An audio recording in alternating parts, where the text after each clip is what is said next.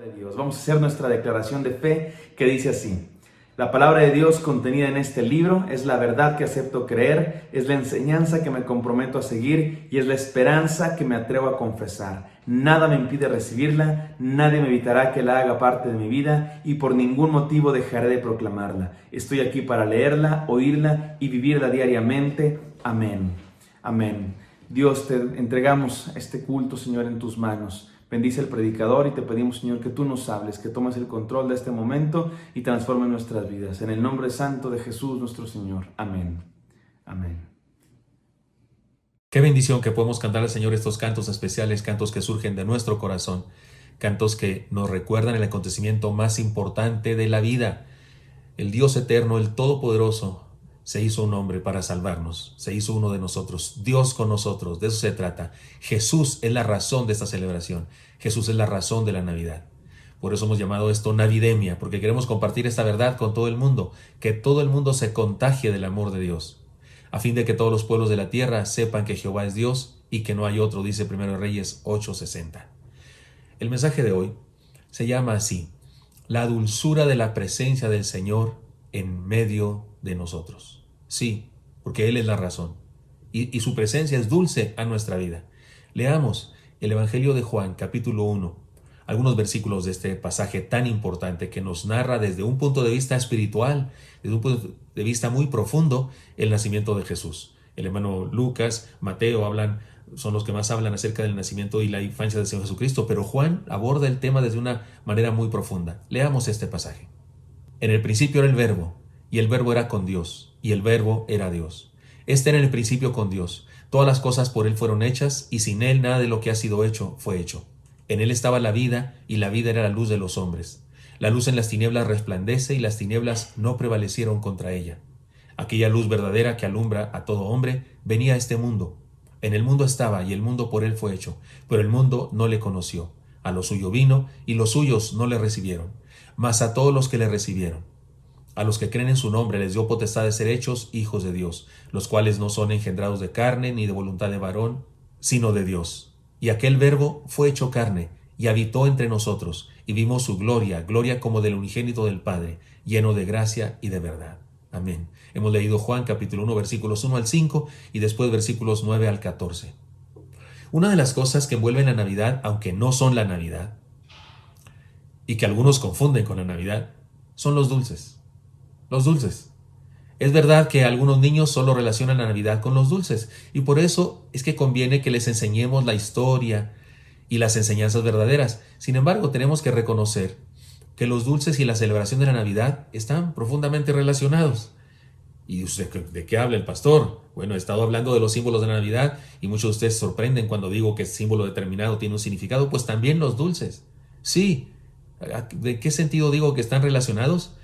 Y no me refiero que están relacionados solamente porque en las fiestas navideñas hay dulces. O sea, porque sí, hay dulces en las fiestas navideñas. En casi toda casa hay por ahí unas casolitas, o algunas de cristal o algunas de barro, que tienen dulces porque tiene que ver con eso. Pero no me refiero solo a eso. No me refiero tampoco a que hay postres y bebidas azucaradas.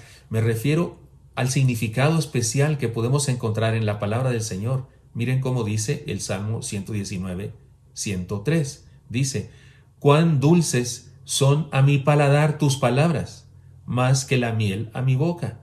Entonces, como dicen en mi rancho, ¿qué hubole?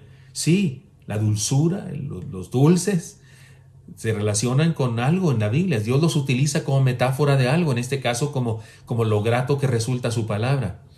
Y más aún cuando descubrimos en el texto que hoy nos corresponde estudiar y que hemos leído, que esa palabra dulce de Dios se personifica en el mismísimo Señor Jesucristo, porque el texto dice que tu palabra es dulce a mi boca, a mi paladar es dulce tu palabra, pero resulta que el texto que hemos leído nos dice que Jesús es la palabra. Mire cómo dice estas otras versiones de la Biblia: antes del comienzo del mundo ya existía la palabra. La palabra estaba con Dios y era Dios. Estaba ahí con Dios en el comienzo. Todo se hizo por aquel que es la palabra. Sin Él nada se habría hecho. En Él estaba la vida, y esa vida era la luz de los humanos. La luz brilla en la oscuridad, y la oscuridad no ha podido contra ella. Eso es Juan capítulo 1, versículos 1 al 5, versión palabra de Dios para todos. Y la Reina Valera 2000, mire cómo dice: en el principio ya era la palabra, y aquel que es la palabra era con el Dios, y la palabra era Dios. Este era en el principio con Dios. Todas las cosas por él fueron hechas, y sin él nada de lo que es hecho fue hecho. En él estaba la vida, y la vida era la luz de los hombres. Y la luz en las tinieblas resplandece, mas las tinieblas no la comprendieron. O sea, la Biblia habla de la dulzura de la palabra de Dios, y la Biblia también habla de que Jesús mismo es la palabra de Dios. Nos presenta tres ideas fundamentales entonces. El Señor Jesús es la palabra. Esa palabra es poder creador. Esa palabra es luz que vence las tinieblas. Pero también hay que decirlo, de acuerdo con el Antiguo Testamento, esa palabra esa palabra es dulce para nosotros. Dice también el Salmo 19:10, segunda parte: y dulce más que la miel, y que la que destila del panal. Así es que, déjenme les cuento una historia que algunos de ustedes conocen porque se ha hecho muy significativa en nuestra iglesia. Un fabricante de dulces o caramelos de Indiana, Estados Unidos, deseaba hacer un caramelo que diera testimonio del Salvador Jesús. Era cristiano y amaba al Señor y quería hacer algo, un dulce, era fabricante de dulces, y quería hacer un dulce que diera testimonio del Salvador Jesús. Así que inventó el famoso bastón de caramelo de Navidad. Bueno, yo tengo aquí uno gigantesco, no me lo voy a comer porque sería muy peligroso para mí que soy diabético, ¿no es cierto? Pero quiso poner en este dulce, en este caramelo, quiso incorporar algunos símbolos que representaran el nacimiento y ministerio y el sacrificio de nuestro Señor Jesucristo. Número 1, inició con un caramelo duro, completamente blanco. La base de este dulce es un caramelo macizo, duro y blanco. El blanco simboliza el nacimiento del Señor Jesucristo. Y puedo decir algunos textos que apoyan eso, pero no voy a hacerlo ahora. Y habló también la naturaleza de Jesús sin pecado, blanco, sin pecado, porque él jamás pecó.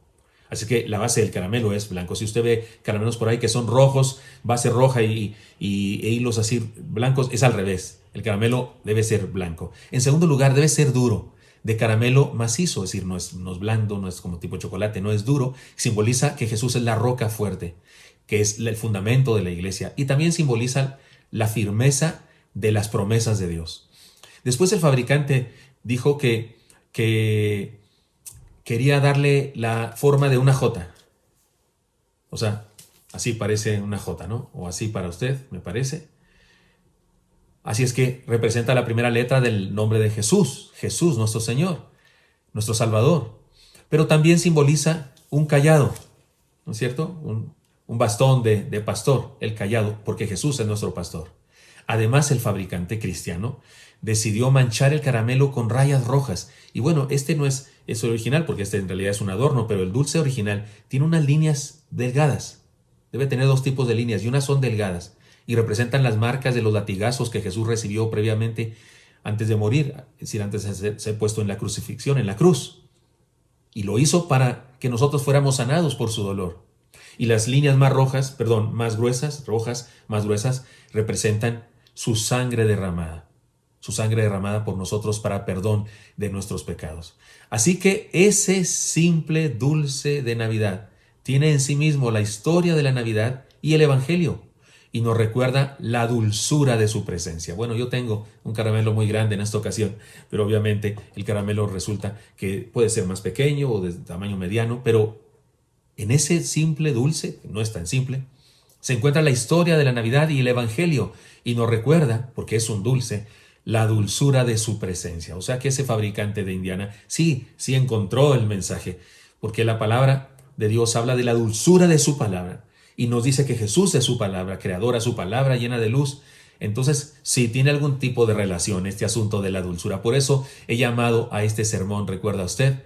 La dulzura de la presencia del Señor en medio de nosotros. Por eso vayamos a las enseñanzas que los dulces, los caramelos, los dulces, que les gustan mucho a los niños y también a algunos adultos, que los dulces están presentes en la Navidad. Vayamos, ¿qué significa eso? ¿Qué enseñanza puede tener para nosotros? Si esta noche va a haber dulces en la mesa, si vamos a comer algo dulce, vamos a comer un postre dulce, ¿qué significa eso para nosotros? Y les propongo estas enseñanzas. Primera de ellas, la dulzura de su presencia nos endulza la vida. Por supuesto, era lo más obvio. La dulzura de su presencia nos endulza la vida. En el principio era el verbo, y el verbo era con Dios, y el verbo era Dios. Este era en el principio con Dios. O sea, ¿Qué nos pasa? O sea, Él está presente en nuestra vida. ¿Qué más dulzura podemos tener que eso? Recordemos esta otra versión. Antes del comienzo del mundo ya existía la palabra estaba con Dios y era Dios. Estaba ahí con Dios en el comienzo. Las enseñanzas son claras. Él es la dulce palabra de Dios y está con nosotros. Chúpate un dulce y deja de molestar, le dijo una esposa a su esposo amargado. Hay ocasiones en la vida en la que un dulce puede hacer la diferencia en nuestro estado de ánimo, ¿no es cierto? Puede cambiarnos el estado de ánimo. Por eso de chúpate un dulce, deja de molestar. Hay algo de razón, sí, una dulzura sí puede cambiarnos el estado de ánimo. A los hipoglucémicos incluso puede salvarles la vida, me refiero a los que se les baja el azúcar. O a los diabéticos como yo, que cuando toman medicamentos para bajar el azúcar, de repente se les pasa o se nos pasa y entonces andamos con el azúcar baja y ¿qué dicen? Tómate una cucharada de azúcar o tómate un dulce. Si no hemos comido y comenzamos a trabajar muy duro, posiblemente nos sintamos mal porque se nos bajan los niveles de azúcar, se nos bajan los niveles de dulzura, de glucosa en la sangre. ¿Y cuál es la solución más común? Comerse un dulce. Podemos aplicar esto al aspecto espiritual, sin duda. La presencia de Dios en nuestra vida por medio de nuestro Señor Jesucristo es dulce. Ahora, ¿qué significa eso? Porque se dice, a ver, ¿cómo, pastor? ¿Qué significa que es dulce su presencia? Les propongo reflexionar en varias cosas. Que su presencia es gratificante. En Él estaba la vida y la vida era la luz de los hombres. No hasta decimos, ya salió la luz cuando algo está cuando te llega algún visitante muy querido que dice, llegó la luz a mi casa. Bueno, habla de gratificación. Él nació para endulzarnos la existencia. Sin su presencia la vida no vale nada. Sin Él la vida es triste, amargada e ingrata y obscura.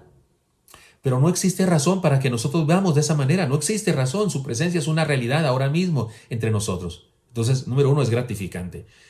Que es dulce porque es gratificante. Además, que su presencia transforma nuestro estado de ánimo. También significa eso. La luz en las tinieblas resplandece y las tinieblas no prevalecen contra ella. Él nació para cambiar el aspecto del mundo, para cambiar la historia, pero sobre todo nació para cambiarle la vida a cada persona en su cotidianeidad. Es decir, no solo nació para cambiarnos la historia, sino que también nació para cambiarnos la vida en nuestra experiencia personal y cotidiana. Si nuestro carácter es de ese tipo de gente que los que nos rodean nos tienen miedo, mejor nos sacan la vuelta, si somos de esa clase de gente, oiga, la solución es muy sencilla. Disfrutemos la dulzura de Jesús y seremos mejores, seremos buena gente, seremos gente agradable, gente linda, porque sí, su presencia transforma nuestro estado de ánimo. Además, su presencia nos salva la vida. ¿Qué más? O sea, por favor, aquella luz verdadera que alumbra a todo hombre venía a este mundo.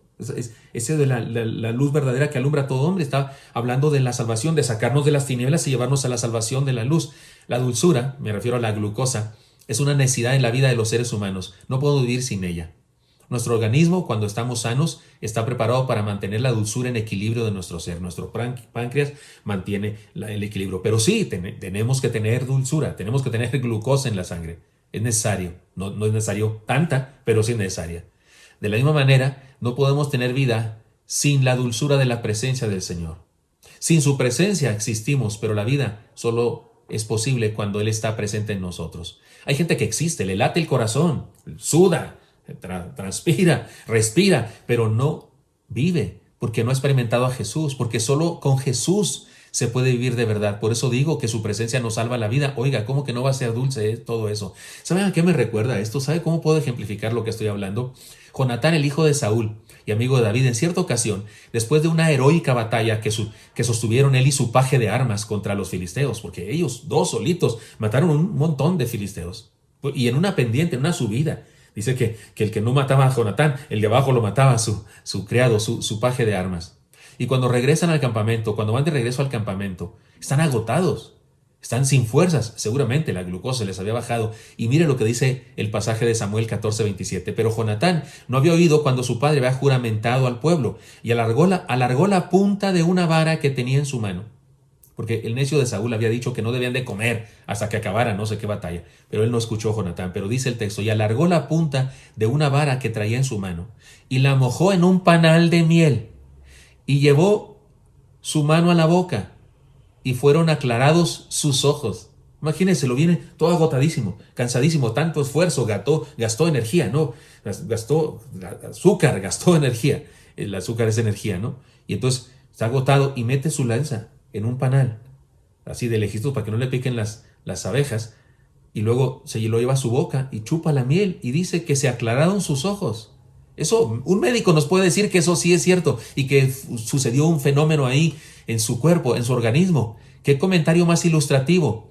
Se le aclararon los ojos, podría decir, le volvió el alma al cuerpo con la dulzura de la miel. Esa miel que Dios usa como metáfora de su palabra y que Juan dice que es Jesús mismo. Hermanos míos, la Navidad no se celebra sin dulces. La Navidad entonces no debe celebrarse sin la dulzura de la presencia del Señor. Ahora, si no hay dulces físicos, no se preocupe, con que esté la dulzura de la presencia del Señor. Pero que esos dulces, que en ocasiones sí están presentes en la Navidad, nos recuerden la dulzura de su presencia. Pero además, segunda enseñanza, la dulzura de su presencia crea bendición. Todas las cosas por Él fueron hechas y sin Él nada de lo que ha sido hecho fue hecho.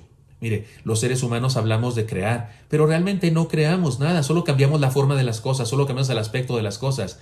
El acto de crear de verdad, solo lo puede hacer Dios. Nosotros tomamos pinturas y transformamos un lienzo. Tomamos una roca y la transformamos con un cincel y un martillo. Pero la materia prima, los colores, el lienzo, la materia prima, Dios lo hizo.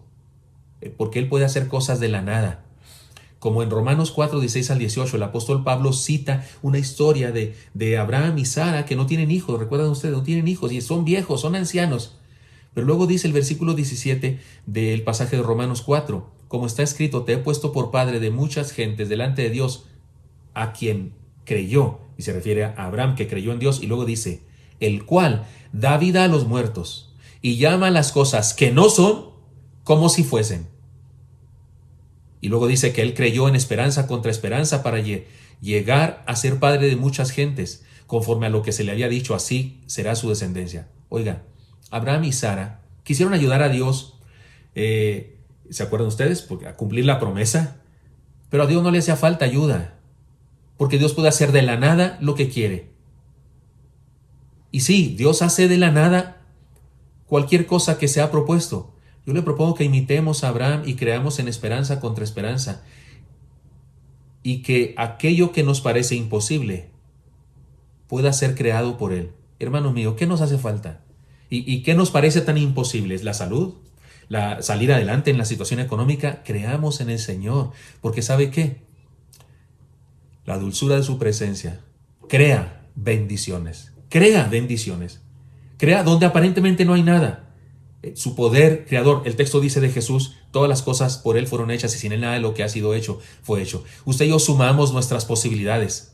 Sumamos nuestros ahorros, sumamos nuestras capacidades, ponemos nuestro trabajo y quedamos cortos, quedamos debiendo, quedamos en deuda, quedamos con números rojos. Pero ¿qué nos pasa?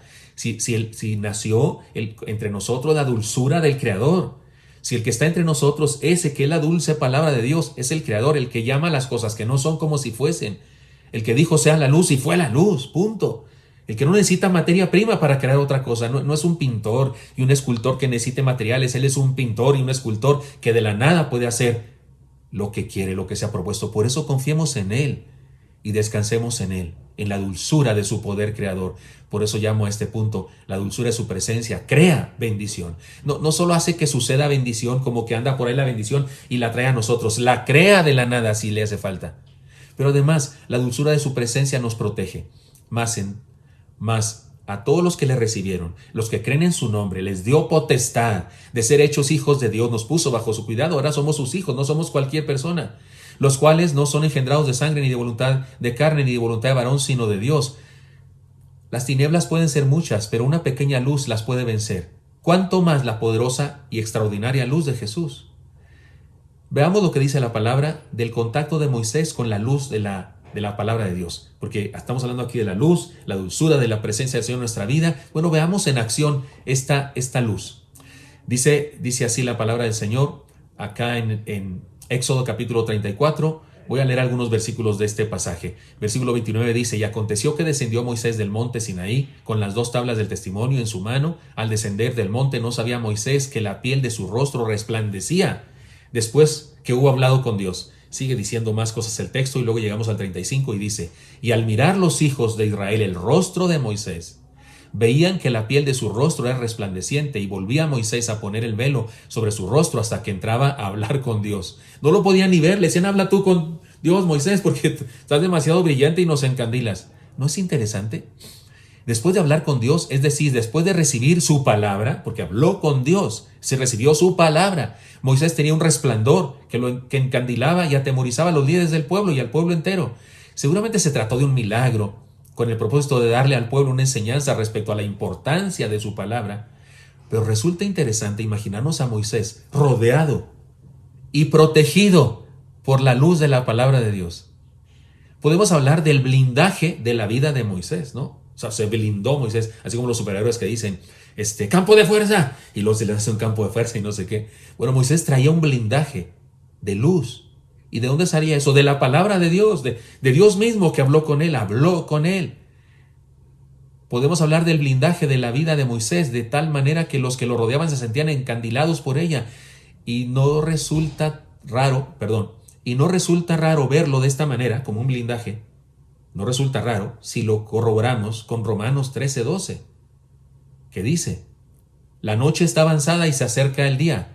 Desechemos pues las obras de las tinieblas y vistámonos de las armas de la luz. Vistámonos de las armas de la luz. La luz es armamento que nos protege. ¿No es eso blindaje? ¿No es eso seguridad? ¿No es eso protección? Por eso he dicho aquí en esta enseñanza, la dulzura de su presencia nos protege. Y aquí hay un ejemplo clarísimo de Moisés. ¿Podemos entender entonces la exhortación? El Señor está presente con su luz que nos blinda, nos protege, nos rodea. Así es que, sí, la dulzura de su presencia también nos protege. No solo eso, déjeme decir algo más. La dulzura de su presencia nos desafía a disfrutar. La dulzura de su presencia nos desafía a disfrutar. En el principio era el verbo y el verbo era con Dios y el verbo era Dios. Este era en el principio con Dios. Y luego el versículo 14. Y aquel verbo fue hecho carne y habitó entre nosotros y vimos su gloria, gloria como del unigénito del Padre, lleno de gracia y de verdad. El pasaje nos presenta una profunda verdad. El principio del Evangelio de Juan y la manera de comenzarlo es idéntica al principio de la Biblia misma. Juan comienza su Evangelio diciendo el principio. Y si usted y yo vamos a Génesis, capítulo 1, versículo 1, dice, en el principio. Y lo que sigue después de estas tres palabras también se parece. Lo que sigue también se parece. En el Génesis se nos habla de la luz, porque dijo Dios sea la luz. También en el Evangelio de Juan se nos habla de la luz. Él era la luz. Luego nos habla de la creación del universo. Aunque de una manera, en resumen, Juan también aborda eso. Sin él nada de lo que ha sido hecho fue hecho. El Génesis es más amplio y nos dice más cosas, cómo fue creado el universo. Y seguimos leyendo. Génesis, insisto, de una manera explícita y extendida, nos habla de toda la creación, de cada día, lo que hizo Dios en cada día de la creación, culminando con la creación del hombre. Y aquí viene el detalle triste de esta comparación, pero también el más impresionante y bendito detalle. En el Génesis, la hermosa narración de la creación termina precisamente con la caída del hombre. Ahí se acaba lo lindo del informe, ahí se acaba lo lindo de la lista de cosas. Dios va creando esto y creó esto y creó eso y creó al hombre y lo puso en el huerto, etc. Y de repente, capítulo 3, y el hombre comete pecado. Y ahí se acaba lo hermoso de la narración. Y después de eso viene el protoevangelio, en donde por primera vez en la Biblia se profetiza la llegada del Señor Jesucristo. Dice así el Génesis 3:15. Y pondré enemistad entre ti y la mujer, y entre tu simiente y la simiente suya. Esta te herirá en la cabeza y tú le herirás en el calcañar. Es Dios hablando con el diablo, diciéndole, te metiste con lo que más amo. Te metiste con aquello por lo que voy a dar mi vida. Y sabes una cosa, han logrado morder su talón. Pero un descendiente de la mujer, mi Hijo Jesucristo, es todo lo que le está diciendo el Señor Dios Todopoderoso al diablo, te vencerá, dándote en la cabeza el golpe certero para tu muerte final. Eso es lo que dice Génesis 3:15. Perdone que no tengo tiempo para explicarlo, pero eso es lo que dice acá. Entonces el Génesis, igual que Juan, nos habla en el principio, nos habla del poder creador del Señor, nos habla de la creación del hombre y luego llega a un punto en el que se acaba lo alegre porque nos habla del pecado, pero luego nos habla de su intervención. En el Evangelio de Juan también se introduce el problema del pecado, porque mire cómo dice Juan, en el mundo estaba y el mundo por él fue hecho, pero el mundo no le conoció. A lo suyo vino y los suyos no le recibieron. O sea, aquí, digamos que este es el Génesis 3, en Juan, que nos está diciendo, en el principio, era el verbo y el verbo era con Dios y el verbo era Dios y nada que lo fue creado sin Jesús. Y luego dice esta parte triste de la historia, igual que el Génesis. A lo suyo vino y los suyos no le recibieron. Solo que ahora, En el Evangelio de Juan, la profecía del Génesis ya no es profecía que se iba a cumplir en el futuro, ya no es profecía, sino que ahora es una realidad presente. Y es entonces cuando Juan introduce esta tremenda palabra que en el Génesis no se podía decir porque no había sucedido, pero que Juan sí, y dice: y aquel verbo fue hecho carne y habitó entre nosotros, y vimos su gloria, gloria como del unigénito del Padre, lleno de gracia y de verdad. La Navidad entonces, y me refiero a la encarnación del Señor, nos presenta una nueva oportunidad para cumplir el plan de Dios y hacer de nuestras vidas lo que Él planeó desde el principio. Esto que voy a decir me lo enseñó Marianita, la esposa de Lee, mi nuera o mi siera. Esto que voy a decir me lo enseñó ella en un sermón que predicó en un culto de miércoles cuando los jóvenes predicaban y ella era una jovencita. Y esta es la enseñanza. Es como si el Señor dijera otra vez: sea la luz. Y el verbo se hizo carne.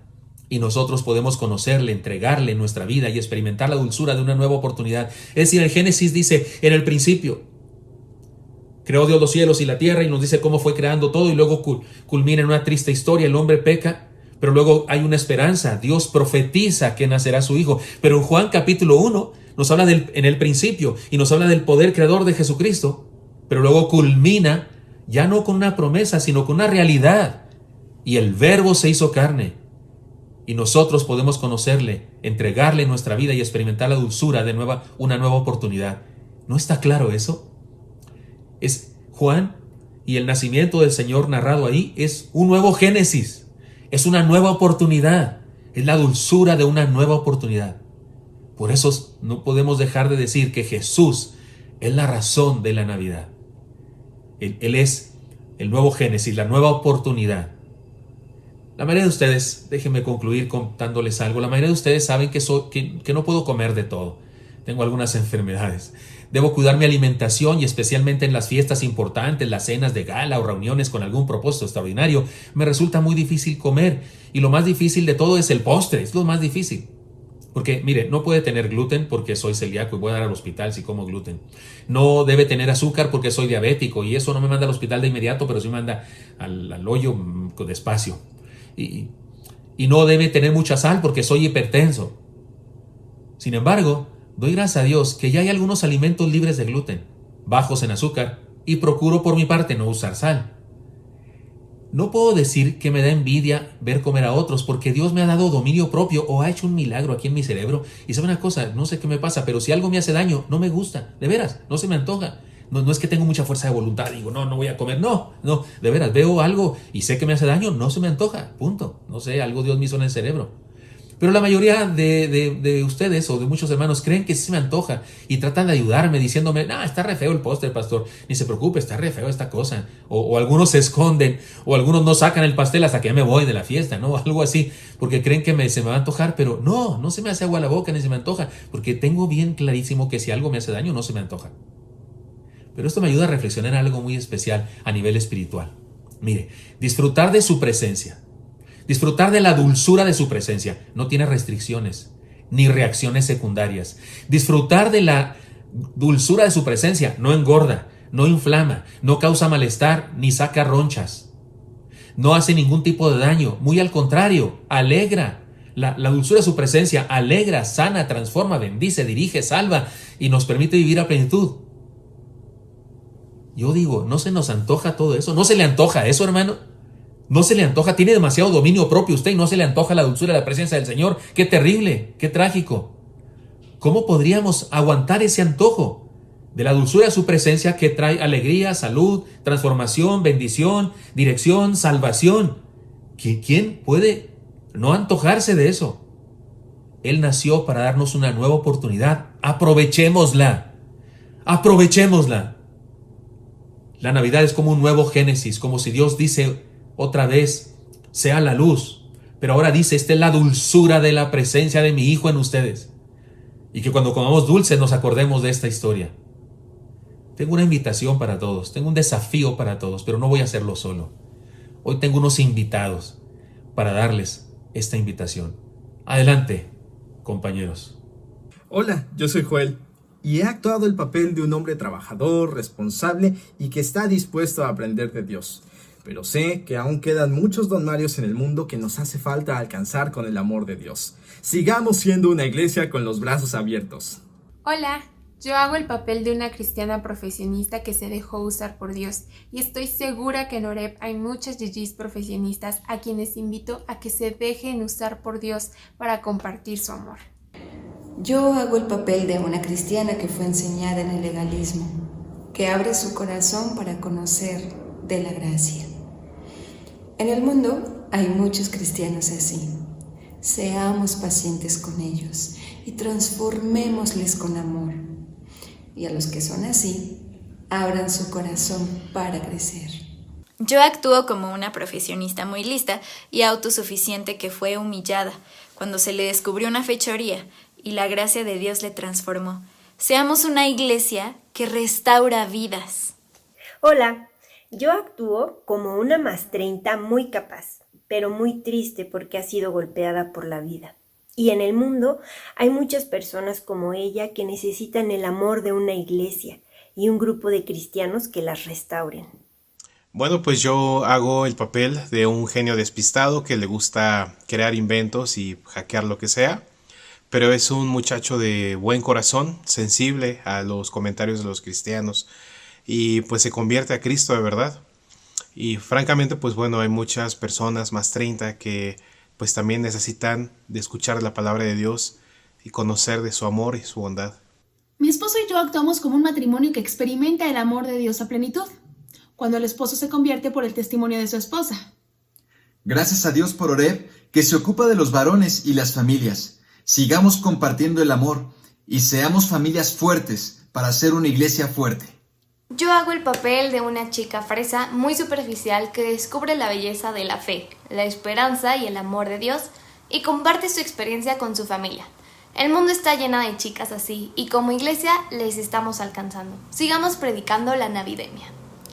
Hola, yo hago el papel de uno que además de su trabajo se dedica a vender productos de nutrición principalmente a todos los godines.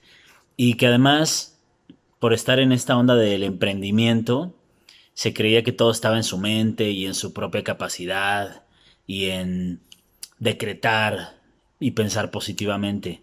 Pero un día se encuentra con una verdad que no puede negar y se convierte al Señor.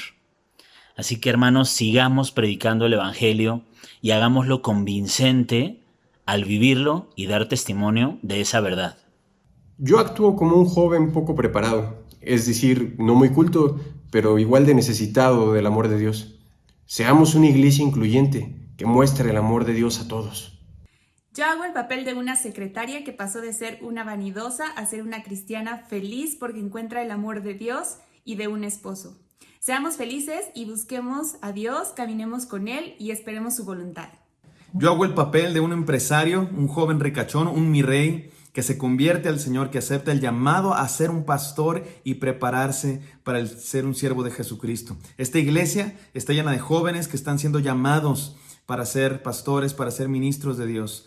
Ustedes que son jóvenes y están recibiendo este llamado, díganle que sí al Señor y como iglesia apoyémosles. Yo hice el papel de un ángel y también es cierto que Dios tiene ángeles que nos comparten el mensaje de su amor. Pongamos atención y obedezcamos la palabra. Yo hice el papel de mí misma porque sí soy una espectadora y yo digo que hagamos de esta Navidad una navidemia, así que hagámoslo como los godines. Ciertamente, hemos sido alimentados de la dulzura de su presencia. Hemos experimentado esta nueva oportunidad de experimentar la dulzura de su presencia, para vivirla personalmente, pero también para compartirla con todos esos, los godines, los comerciantes, los empresarios, los políticos, los artistas, los niños de la calle, las mujeres, los hombres, los ancianos, los que no tienen trabajo, desempleados, los que tienen que delinquir porque los ha orillado la situación o los que son malos de por sí de su corazón. Todos, cualquiera, todos los que nos rodean necesitan urgentemente la luz de la presencia de Jesús en sus vidas. Disfrutemos como niños la dulzura de la Navidad y convirtámosla en una navidemia, compartiéndola con todos.